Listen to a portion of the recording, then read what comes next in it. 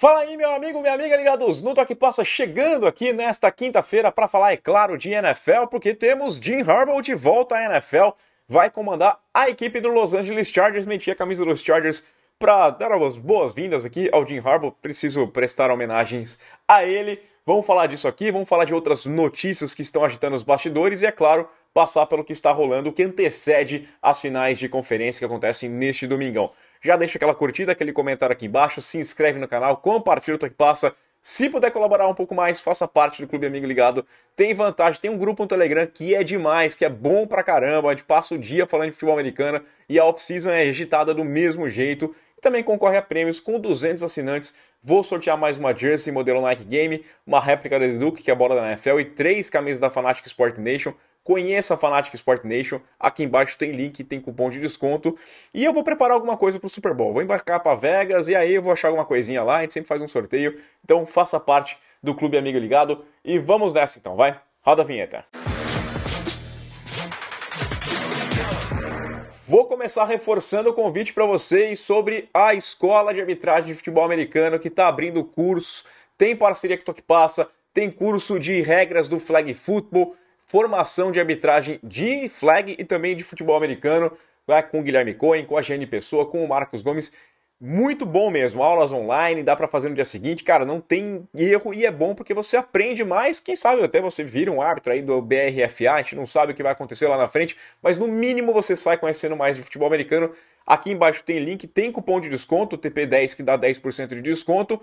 Na aba comunidade tem um pouquinho mais de detalhes, também tem o link lá para você ver, você pega mais informações para conhecer, é bem legal, eu vou fazer também, tá? Também convido você a deixar os seus palpites para o final de semana aqui, falar quem que vai ganhar cada um dos jogos, tá valendo 9 pontos cada acerto, a briga tá bem divertida, parceria lá com o Tiba 4P, e também votar no Toque Passa Awards, eleger aqui os melhores da temporada regular, né? A votação era temporada regular, no final do final de semana, no domingo eu vou encerrar a votação, semana que vem a gente faz uma live para eleger então os nossos melhores da temporada regular, que fique bem claro isso aqui.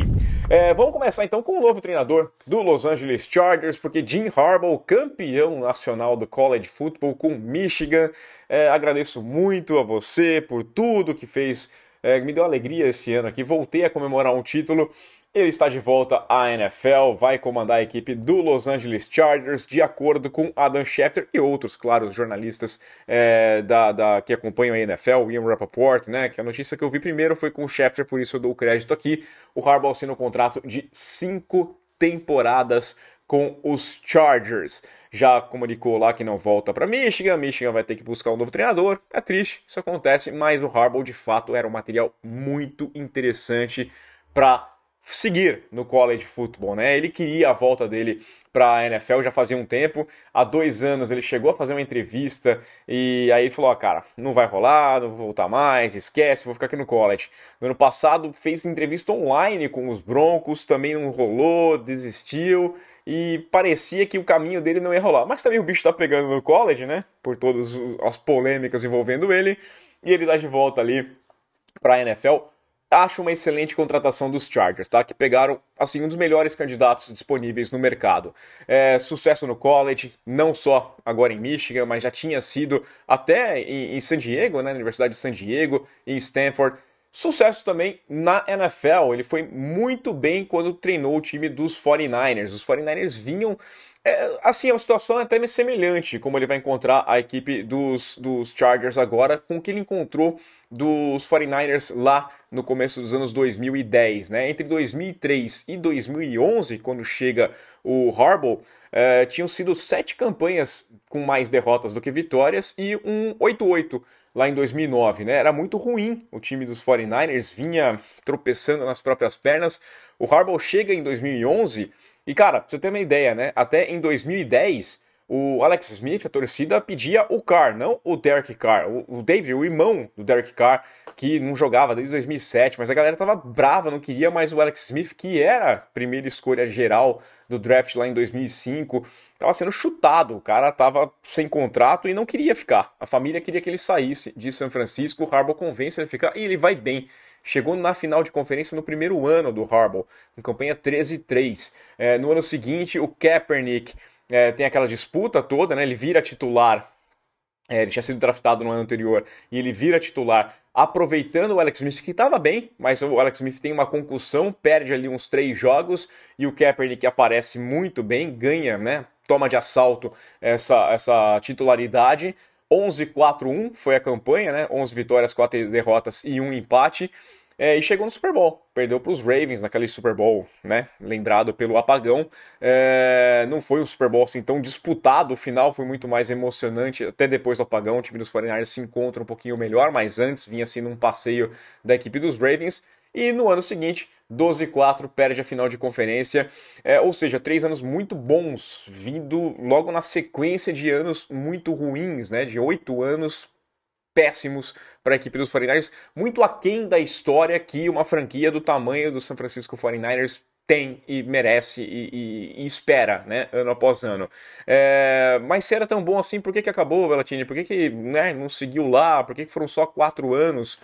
Porque não é um cara fácil, né? O Harbaugh é um cara meio complicado de lidar, ele tem o jeito dele e, cara, é do meu jeito e pronto, acabou, né? Rolou uma treta lá com o antigo general manager, o Trent Baalke, não funcionou, era ruim a relação, o tempo inteiro foi bem conturbada, foi piorando até um ponto que em 2014 avisaram ao Harbaugh o seguinte: acabou a temporada, você vai pegar suas coisas, vai embora, a gente não vai continuar o trabalho mais, tá?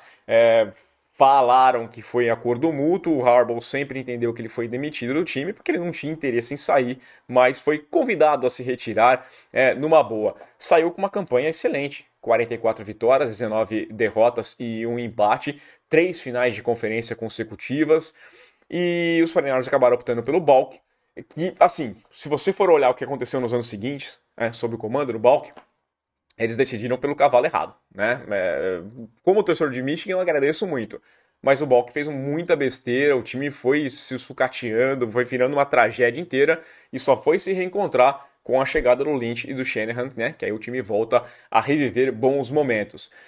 Mas, assim, eu acho que já tá passado o recado lá em Los Angeles, agora vamos pegar aqui mais pro presente, né?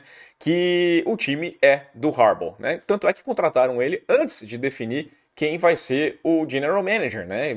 Ainda não tem o cara para substituir o Telesco por lá, e ele foi contratado. Os hispanos passaram o recado, cara. Quem chega aqui vai mais trabalhar pro Harbaugh do que trabalhar com o Harbaugh, né?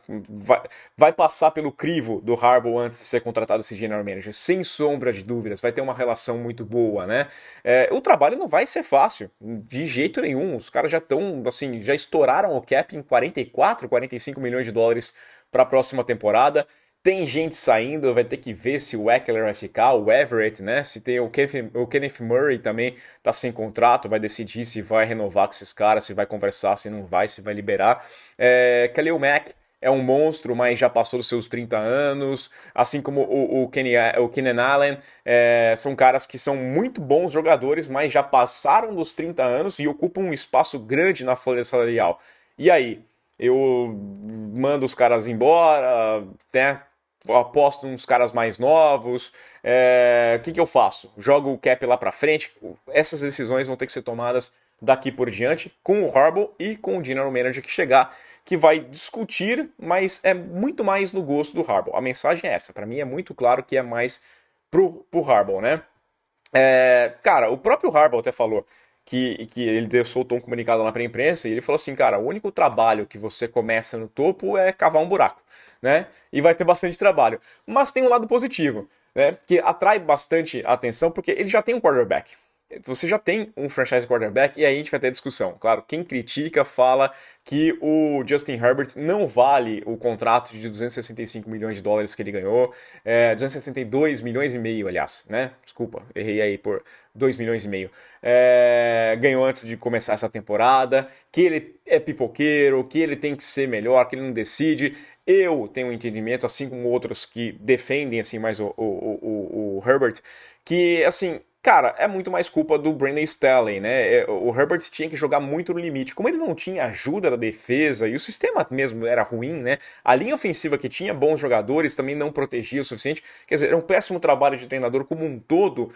mas o ataque tinha que estar sempre no limite. Tem sempre que botar ponto no placar porque a defesa vai ceder. Então você tinha que sempre ir pro tiroteio e você não pode falhar em momento nenhum. E aí no momento que perde, a culpa passa a ser do quarterback. E muitas vezes o cara perdia fazendo 33 pontos e perdia o jogo. A culpa é do quarterback? Ah, mas ele podia ter sido melhor naquela última campanha. Tá, mas cara, a defesa podia ter feito o mínimo de trabalho ali para conseguir, né? Eu acho que ele vale. Mas de qualquer forma, esse é o lado positivo. A tendência é que a gente tenha a chance de acabar com essa discussão. Se o Herbert é um quarterback de bom mesmo, se ele é um franchise quarterback, que o meu entendimento é, ou então se ele é só um pipoqueiro, mais um cara aí que deu sorte de ganhar um grande contrato, como muita gente entende que é, e a discussão vai seguir, acho que até para essa temporada. O Harbaugh é um cara que para mim é melhor treinador que o Brandon Staley, comprovadamente, sem sombra de dúvida nenhuma, né? Eu não tenho um questionar o que o Harbaugh fez na carreira dele do que o Brandon Staley fez. Já foi quarterback, inclusive jogou 2 anos na equipe dos Chargers, e eu acho que ele pode passar, assim,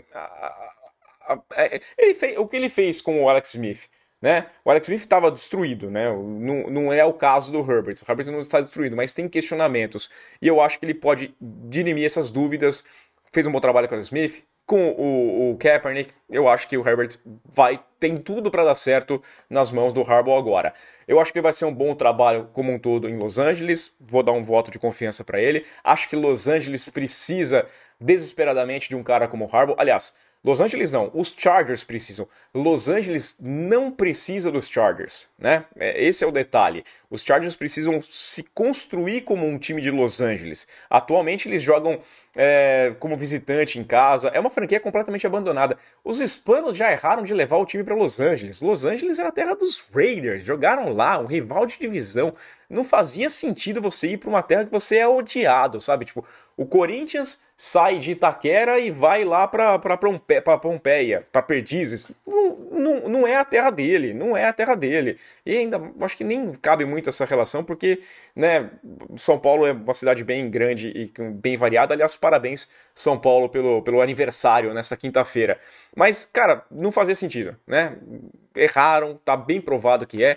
Fui lá no Super Bowl 56 e, cara, eu via como os Chargers estavam jogados. Os caras faziam ativação num lugar bem afastado, assim, e pouca gente se importando. A galera indo buscar brinde de outros times e pouca gente se importando, de fato, com os Chargers. Agora, essa AFC West vai ficar bem interessante. Cara, o Sean Payton já deu uma arrumada nos Broncos, vamos ver como é que vai ser nesse ano, mas começou mal o trabalho e já deu uma arrumada, vamos ver como é que vai ficar, a questão do Russell Wilson, se vai, não vai, o que vai acontecer. O Jared Harbaugh é competente, Andy Reid e Mahomes, não tem nem o que falar, os caras são bons demais. E os Raiders optaram pela solução caseira, o Anthony Pierce. Pode dar muito certo, pode dar muito errado, ele pode ser o novo Dan Campbell, pode ser uma tragédia, a gente não sabe. Acho que os Raiders vão sofrer um pouquinho mais no próximo ano, quero saber a sua opinião. Quem chega também vai ter que montar a sua comissão e é claro que começam os debates de quem vai ser o coordenador ofensivo, defensivo, e aí tem um nome que ficou livre ontem que eu acho que vai entrar numa discussão bem legal. O Vic Fangio deixou a equipe do Miami Dolphins após apenas uma temporada, o comunicado foi feito ontem e foi um acordo mútuo, né? Acabou a passagem do experiente treinador, 65 anos já do Vic Fangio, e era o mais bem pago coordenador defensivo da NFL na última temporada. O Fangio entra na lista do Harbaugh, né, na discussão toda, porque trabalharam junto nos 4 anos lá em São Francisco. Mas ele também está na mira do Philadelphia Eagles, segundo os reports, ele é o alvo principal para assumir essa coordenação defensiva dos Eagles. Na coletiva do Sirianni ontem, ele foi perguntado sobre essa possibilidade, sobre o nome do Vic Fangio, e aí ele deu uma desbaratinada, assim, né? Porque o Vic Fangio trabalhou 2 semanas com os Eagles no ano passado, antes do Super Bowl. Quando o time estava se preparando para o Super Bowl 57, ele estava junto, o Vic Fangio estava lá como um consultor, um cara ajudando na formação daquela defesa, então já tinha aquela relação, já tinha um relacionamento. O normal seria você buscar o cara. O Sirianni deu uma despistada no assunto, meio que deu uma voltinha e falou: tem muitos candidatos, estamos conversando aqui, estão acontecendo entrevistas, né? Eu cravava, no momento que saiu a notícia que o Vic Fangio estava saindo dos Dolphins, lá no grupo do Amigo Ligado, eu falei assim: as pecinhas começam a se encaixar aqui, né? Os Eagles estão buscando um coordenador defensivo, o Vic Fangio fica liberado, isso aqui vai rolar, e aí em seguida sai a notícia, né? Ó, os caras é a prioridade. Mas depois do anúncio do Harbaugh, eu fiquei com o pezinho um pouquinho atrás. Talvez o Sirianni tenha feito a mesma coisa, né, cara? Não vou cravar que o cara vai ficar aqui, porque já tem esse relacionamento com o Harbaugh, né, no passado, talvez. Eu acho que o Vic Fangio vai encher o bolso. Isso, pra mim, é a única certeza que tem nesse papo todo é que o Vic Fangio vai encher o bolso. Nos Dolphins, o trabalho dele demorou um pouquinho para pegar. Depois, com a volta do Jalen Ramsey, né, ficou ali, o time cresceu bastante nessa defesa. Só que é difícil analisar olhando os números. Ah, foi uma das defesas que mais cedeu jardas. Ah, nos últimos jogos cedeu 400 jardas para os adversários. Mas, cara, eles perderam muita gente, né? Perderam o Xavier Howard, perderam o Jalen Phillips, perderam o Chubb, perderam o Holland. Fica difícil avaliar qual que é o tamanho do time de mesma qualidade com tantos desfalques assim, né? Mas era um setor que me passava confiança. Foi, acho que, o terceiro time com mais sacks na temporada, conseguia contribuir bem. Era um ataque poderoso e uma defesa. Em alguns jogos, inclusive, a defesa ajudou mais a vencer do que o próprio time, o ataque, né? Acho que no jogo contra os Raiders, o ataque não foi tão bem assim. E a defesa conseguiu encontrar seu caminho ali, conseguiu as interceptações que deu a chance da vitória para os Dolphins. E agora vamos ver qual que vai ser o destino do Vic Fangio. Aliás, na coletiva de ontem, o Sirianni, eu até falei que eu ia conversar sobre a coletiva de ontem, né? O Sirianni falou que o pensamento dele agora é se reprovar nos Eagles, com hífen, tá? Com hífen, mas pode acabar sendo sem hífen também, né? Ele falou das mudanças que pretende, vai buscar os coordenadores, o que interessa aqui, mas ele disse que as conversas depois da eliminação foram as normais, né? O trabalho dele estava em xeque, sem sombra de dúvidas. O derretimento do time era muito claro, foi absurdo você ver, poucas vezes vi uma queda num time tão acentuada dessa forma e o ânimo dos jogadores, né? Porque eu já vi alguns times, por exemplo, os Steelers, que tiveram aquele começo de campanha muito bom, depois caíram, mas eu não sentia o mesmo clima derrotado que eu sentia nos Eagles. Eles foram para aquele jogo do Wild Card Week que eu já não tinha confiança nenhuma. Tanto que eu apostei no Tampa Bay Buccaneers sem pensar duas vezes, porque eu não via confiança nesse time dos Eagles. Cara, é bizarro você pensar, mas ele corria o risco de ser demitido depois de 3 temporadas, sendo que nas 3 ele colocou o time nos playoffs e chegou a um Super Bowl, né? Mas a última impressão foi muito ruim mesmo, muito ruim. Então eu acho que o trabalho dele tá em xeque. Os bastidores muito ruins, essa questão como ele queimou o Dissey, né, e coloca o Matt Patricia como coordenador defensivo no meio do caminho, sendo que, puta, piorou com o Patricia, todo essa temporada conturbada, eu acho que coloca o Sirianni num hot seat para a próxima temporada. Tenho poucas dúvidas de que um fracasso no ano que vem vai levar à demissão do Sirianni, mesmo tendo em 4 anos, teriam chegado aos playoffs em 3 desses anos, conseguido fazer um ótimo time no ano passado, mas a questão dos coordenadores eu acho que pegou bastante. A gente sai dessa temporada com o pensamento de que talvez o mérito dos Eagles tenha sido os coordenadores que saíram e viraram bons treinadores do que propriamente do Sirianni. E agora vamos dar uma olhada nas finais de conferência, claro, né? Tá todo mundo ansioso, essas 4 torcidas estão muito agitadas, querendo saber o que vai rolar. Amanhã vai ter palpite, vai ter uma análise mais profunda dos pontos que podem levar esse time a vencer, o que eu acho de cada um dos times aqui nessas finais de conferência.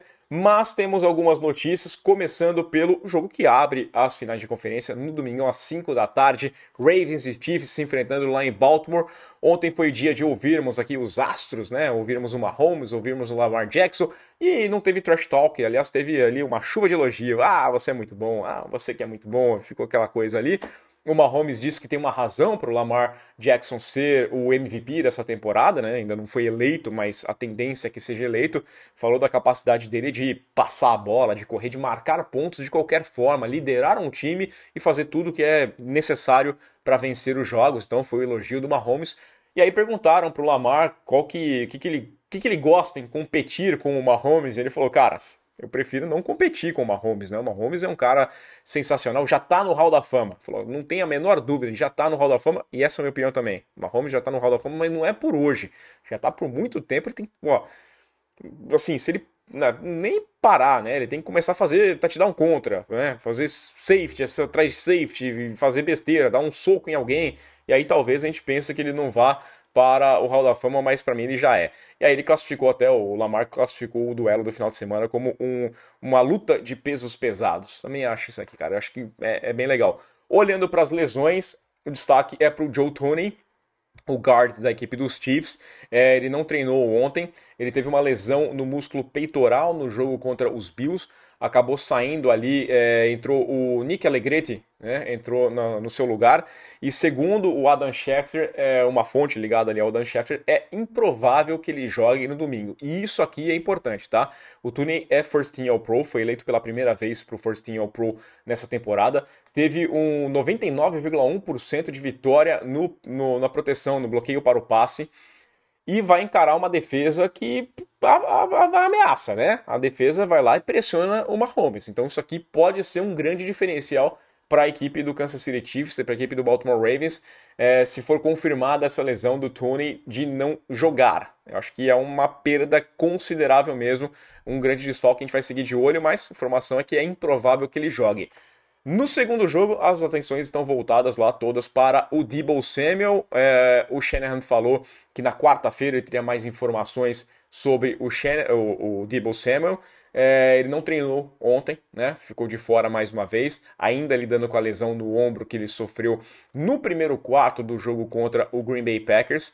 O Shanahan disse que o Samuel falou que está se sentindo melhor. E ele disse que está se sentindo melhor, o que me faz me sentir melhor também, né? Acho que todo torcedor dos 49ers se sente melhor sabendo que o Samuel está melhorando, mas ele não falou mais sobre a lesão, né? Não entrou em detalhes, o raio-x tinha dado negativo, mas ele só falou assim, ó, cara, o ombro dele tá doendo e pronto, tá? Ainda segue a dúvida se vai jogar ou não. Sábado, os 49ers venceram o primeiro jogo nessa temporada sem o Samuel, né? Com o Samuel jogando 9 snaps ou menos. Tinham sido 3 jogos em que ele tinha jogado 9 snaps ou menos, alguns nenhum, né? Ele tinha jogado 9 snaps contra os Browns, saiu machucado, perdeu. Aí ele perdeu as 2 partidas seguidas, que foram contra os Vikings e contra os Bengals, e os 49ers perderam esses 2 jogos também. E aí, 9 snaps contra os Packers, sai machucado, então a primeira vitória. Então tá 1-3 sem o Deebo Samuel. E aí os números são muito interessantes, né? Na temporada, com o Deebo Samuel em campo, os 49ers têm média de 32,3 pontos por jogo, o Purdy tem aproveitamento de 71,1% dos passes, 28 passes para touchdown e 28 passes para touchdown e 6 interceptações. Sem o Deebo Samuel, sai de 32,3 para 18,8 pontos por jogo, 61,4% de aproveitamento nos passes, 4 touchdowns, 5 interceptações. Isso foi o Purdy, sem contar com o Deebo Samuel nas partidas. Então, claro que é uma perda considerável se não jogar. Na coletiva de ontem, o Brock Purdy também conversou com a imprensa, né? Falou que não está muito ligado no passado, que não vai ficar entrando em detalhes porque que ele teve dificuldade contra os Packers, né? Ele vinha encontrando dificuldades até que apareceu muito bem na hora decisiva, isso que importa. Ele chegou lá na hora que precisa matar o jogo, foi lá e resolveu a parada, né? Foi bem nesse momento. E ele falou, cara, domingo é outro jogo, é outra parada, não interessa quem foi bem, quem foi mal. A gente tem que aprender com os erros, mas é outro jogo. É outra história, é outra tática, é outro adversário, é outro ambiente, tudo isso aqui vai ser diferente, né? Pode ser aquela questão, o Ivo levantou lá na live na segunda-feira, questão da chuva, os jogos com chuva, o Brock Purdy não foi bem, a previsão não é de chuva para o final de semana, o que é bem interessante. Então a gente vai ficar ligado nessa questão do Deebo. Acho que é muito mais importante do que olhar o que aconteceu com o Purdy no final de semana contra os Packers, né? Já falei, a situação é diferente também. O ano passado ele foi bem nos playoffs, mas no ano passado ele não tinha pressão alguma. No ano passado ele era o terceiro quarterback entrando em campo e o que ele fizesse estava ótimo, né? Esse ano não. Esse ano ele é um cara que já está comprovado como o quarterback titular do time e o pessoal está esperando que ele repita pelo menos o que ele fez no ano passado, que ele até exceda essa expectativa, né? Que ele consiga agora chegar no Super Bowl. Ano passado esperavam que ele chegasse no Super Bowl e agora mais do que nunca, né? Saudável, tendo um jogo inteiro, a expectativa é essa. Sobre a coletiva do Goff, eu gostei de um momento, só que perguntaram, o jornalista começou a perguntar assim, não, vocês são um time aí muito bom, vocês têm excelentes jogadores. Aí ele fala assim, ah, obrigado. O cara, o quê? Não, não, não, obrigado, obrigado aí pelo elogio. Aí o cara, não, tudo bem, é que ia continuar a pergunta, né? Mas não tem assim nenhum astro que nem os 49ers. Aí o Goff fala assim, ah, tá, desencana aí, desculpa, aí, né? Esquece o agradecimento. Mas é a diferença. Você tem grandes jogadores, mas você não tem astros. Você não tem um McCaffrey, você não tem um Deebo Samuel, você não tem o Brock Purdy com essa moral que o Purdy tá. Né? Os jogadores dos 49ers, eles são maiores hoje, eles estão mais na mente do torcedor do que os jogadores da equipe dos Lions. Mas isso não quer dizer que os Lions vão perder. Não quer dizer que os Lions são piores, né? Os Lions são um time ainda numa construção. Os 49ers estão há anos que a gente vê e fala: esse time aqui tem o melhor elenco da NFL. Esse time vai chegar no Super Bowl. E não chega. Então pode ser agora. Né? E os Lions, enquanto isso, é a primeira oportunidade da janela. Acho que a janela se abriu no ano passado, aquela possibilidade deles chegarem mais adiante, e agora já estão vislumbrando uma chance de Super Bowl. A expectativa era chegar nos playoffs e ganhar um jogo, quem sabe, tirar aquela zica, chega nos playoffs, acaba com a seca de playoff, acaba com a seca de vitória em playoff, e no fim, tá aí, final de conferência. Então, muito bem, jogam com menos pressão, eu acredito, do que a equipe dos 49ers. Mas amanhã eu venho trazer mais detalhes, mais palpites também.